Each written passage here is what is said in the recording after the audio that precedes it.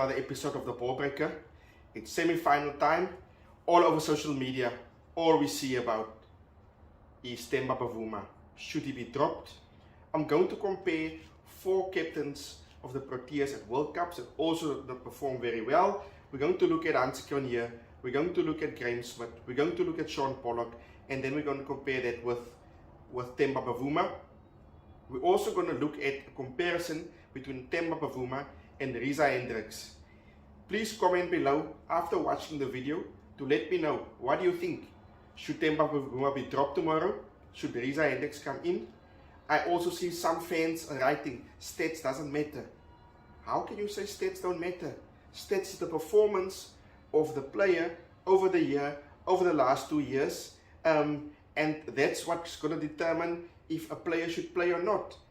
Currently, TEMBA BAVUMA's average is 20, and based on that, people want him to be dropped. But if you look at his overall performance for the year, which is 52% in terms of 52 runs in terms of scoring for the year, then his average is higher than most of the South African batsmen in this calendar year. So what do you think? So we're going to look at first at Hansi Cronje, 99 in the 99 World Cup. Hansi Cronje's average is 12. He didn't perform at all. Hansi Cronje was not dropped. After the World Cup, players such as Herschel Gibbs, as Lance Krusner was player of the tournament with an average of 140. Players like Callis, whose average was 52 in that World Cup, pulled through for South Africa, but the middle order batsmen, 3 key batsmen, Daryl Cullinan, John T. Rhodes and Gary Kirsten, they failed. Their averages was in the 20s. This is the choking effect that a lot of South African fans and people over the world are speaking about South Africa. When it's big moments, they cannot perform. We're going to look next at Shaun Pollock. Shaun Pollock's average in the 2003 World Cup, we know he's not a top order batsman, but he was an all-rounder. His average was 17, which is also lower than the average of TEMBA BAVUMA's.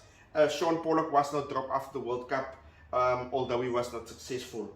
Then Graeme Smith, I think, who is the most successful captain ever for South Africa.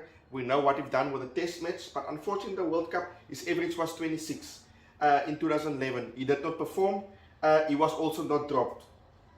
Coming back to our current captain, TEMBA BAVUMA, he scored 400s for the year.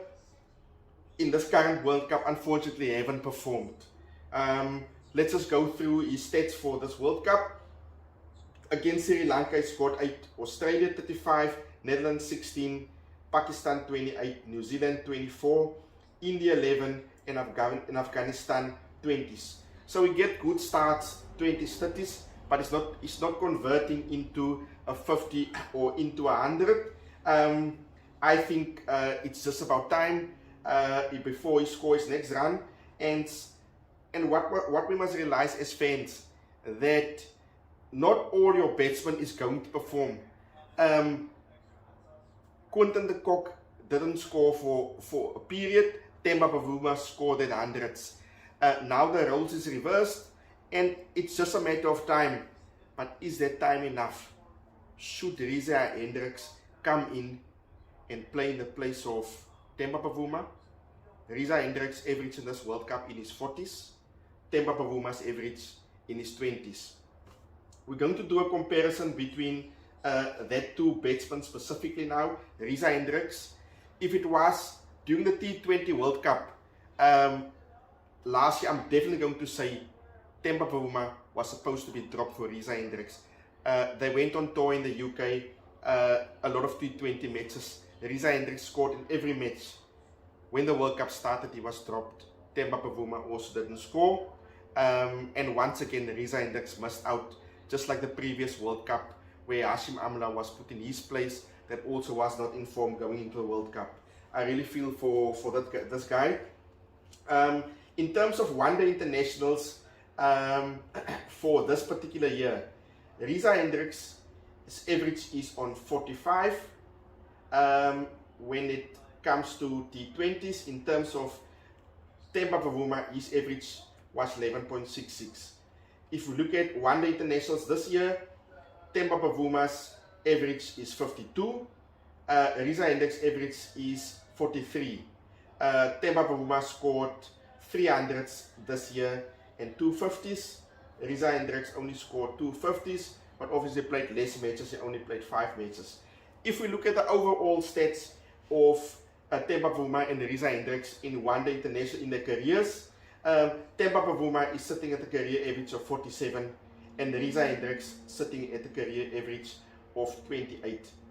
Looking at that stats, we can see TEMBA BAVUMA is the better batsman in terms of averages, in terms of performance this year. It's very difficult to decide to drop him, since he has the highest average for South African batsmen this year of 53. Or should Reeza Hendricks play because he's currently in form? This is something very debatable for any coach, for any management, for any selectors, because do you back your batsman that scored a lot of runs for the year and is just not in form the last 6 matches, or do you bring the informed guy in this tournament, Reeza Hendricks? I'm not sure what the selectors is going to do. If it was me personally, I was going to give TEMBA BAVUMA the go-ahead. He's the captain. We see how he's controlling his troops, making the right decisions on the court, on the field. And I think if he must play tomorrow, he's going to perform. He's going to score runs for South Africa. Yeah, that's my take on it. Please comment below once again and tell me, what do you think? Should TEMBA BAVUMA play? Should Reeza Hendricks play? Please like, share and subscribe. And once again, thank you for supporting the channel.